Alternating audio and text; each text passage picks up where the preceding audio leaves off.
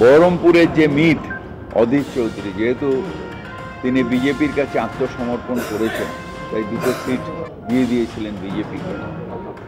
বহরমপুরের মানুষ আর ক্ষমা করবেন না। এবার তৃণমূল কংগ্রেসকে যখন সারা মুর্শিদাবাদ দিচ্ছে, বহরমপুরের মানুষও তৃণমূল কংগ্রেসের দিকে ঝুঁকেছে এবং আমরা এই 3টে সিটই জিতব। ভালো কাজগুলো মানুষ মনে রাখবে, ভালো কাজগুলো মানুষ দেখবে, এবং সেটা আমার মনে হয় যে ভালো কাজের প্রভাবটা বেশি পড়বে 200%। কোথা থেকে আসছে কনফিডেন্ট?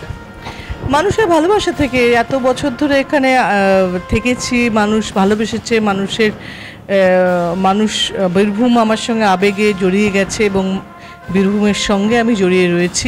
যা পেয়েছিল তার থেকে কম পাবে, ওদের অনেক দলকে দরকার হবে। ওই ইসবার 400 পার 300 পার এগুলো কবিতা মেলানোর জন্য ভাল লাগে, শুনতে ভাল লাগে, কিন্তু গতবারও সেটা পার করতে পারেনি। এবারেও অন্য দলকে সমর্থন নেবে মোদিজি। পশ্চিমবঙ্গে তৃণমূলই থাকবে। শুধু নির্বাচন কেন্দ্রিক তো রাজনীতি করি না যে শুধু নির্বাচন ডিক্লেয়ার হলো বলে চলো ফ্ল্যাগ ফেস্টুনে নেমে পড়ো। আমাদের নির্বাচনে সারা বছরই কাজ হয়, সারা বছরই মিটিং মিছিল হয়।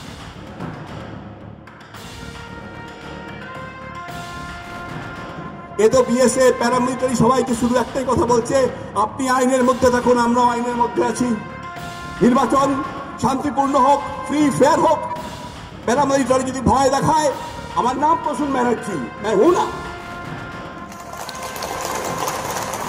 দেখুন না, নির্বাচন সদনকে বসে এই স্কুলেই ভালো করে জল টল মা ওদের আপনারা দিয়ে দেবেন, ওদেরকে কোনো অযত্ন করবেন না। ওরাও চাকরি টাকরি করে, কোনো যত্ন করবেন, শুধু বলবেন প্রসূন ব্যানার্জি খেলতে এসছে। বুটের দপদপানি AK-47 SLR দিয়ে কিছু লাভ নেই।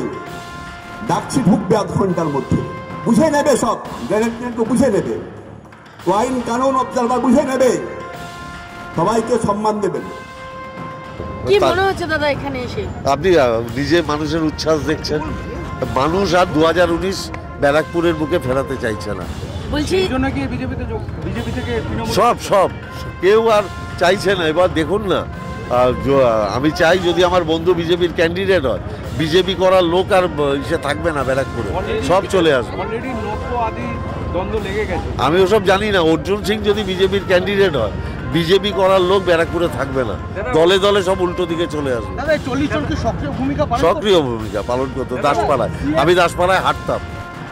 পোড়ামাটির হাটে বসে বিষ্ণুপুরে একদিন চ্যালেঞ্জ হয়ে যাক, ডিবেট হয়ে যাক যে তিনি কি উন্নয়ন করেছেন বিজেপির কেন্দ্রীয় সরকারের থেকে সাংসদ হিসাবে, এবং আমাদের পঞ্চায়েত সমিতি জেলা পরিষদে থেকে আমরা কি উন্নয়ন করেছি। যদি এটা প্রমাণ হয়ে যায় যে উনি ওনার MP ল্যাড থেকে বিষ্ণুপুর লোকসভার জন্য কাজ করেছেন, তাহলে আমি কথা দিচ্ছি যে আমি নমিনেশন প্রত্যাহার করব।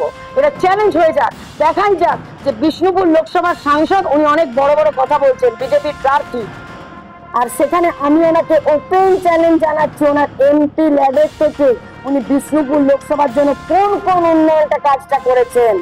25 মে পর্যন্ত দাঁতে দাঁত দিয়ে যে যার জায়গায় একদম লড়াই করতে হবে, কোন পার্থক্য নেই। যারা জেলা পরিষদের মেম্বার আছেন তারা আগামী 25 মে পর্যন্ত জেলা পরিষদে যাওয়ার দরকার নেই। যারা পঞ্চায়েত সমিতির মেম্বার আছেন তাদের আগামী 25 মে পর্যন্ত পঞ্চায়েত সমিতিতে যাওয়ার দরকার নেই। যারা পঞ্চায়েতে আছেন পঞ্চায়েত সমিতি যাওয়ার দরকার নেই। অফিসাররা আছে, কাজ সামলে নেবে, চিন্তা করার কারণ নেই। আপনি মাঠে থাকুন, মাঠে থাকুন, মাঠে থাকুন, একটাই টার্গেট।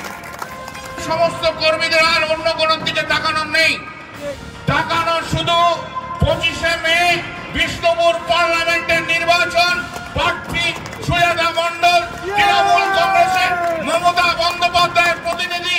আগামী দিনে ভারতবর্ষের লোকসভায় তাকে নিয়ে যেতে হবে। তারা আমাদেরকে মরালটাকে ভেঙে দেওয়ার জন্য, আমাদের মানসিক যে শক্তিটা সেটাকে ভেঙে দেওয়ার জন্য ওরা এইভাবে অপবাদ দিচ্ছে। আমরা সেই অপবাদ সহ্য করবো না, আমরা তার পাল্টা আমরা জবাব দেবো। তাদের মনোবলটাকে আমরা ভেঙে দেবো। আমাদের মনোবলে আমরা উজ্জীবিত আছি, আমরা ঠিকই আছি। বিজেপি যদি চোর বলে কি বলবেন? মহাচোর। বাংলাকে যে মানে অধিকার থেকে আমাদের যে ন্যায্য অধিকার থেকে যে বঞ্চিত করেছে বাংলার ভোট এখানে সেই ইস্যুতে আমরা লড়তে চাই না। ওদিকে সামলানোর কিছু নেই, কাজ যদি করা যায়। আমি আমার বিধানসভার ক্ষেত্রে 6 মাসের মধ্যে আমি যা কাজ করেছি এবং সেভাবে আমি যখন আমার সবারই আশীর্বাদ নিয়ে যদি আমাকে দিল্লি পাঠায় আর কি, সেখানেও আমি চোখে চোখ রেখে আমি জলপাইগুড়ির যে সমস্যাগুলো সেগুলো আমি আদায়ের চেষ্টা করব এবং সেখানে আমি সে ডিবেট করব এবং সেখানে যে সরকারই আসুন না কেন আমার প্রথম যেটা থাকবে সেটা মানে কি বলবো যে ইন্টারেস্ট অফ জলপাইগুড়ি ডিস্ট্রিক্ট, তারপরে আলাদা বাংলার স্বার্থের কথা।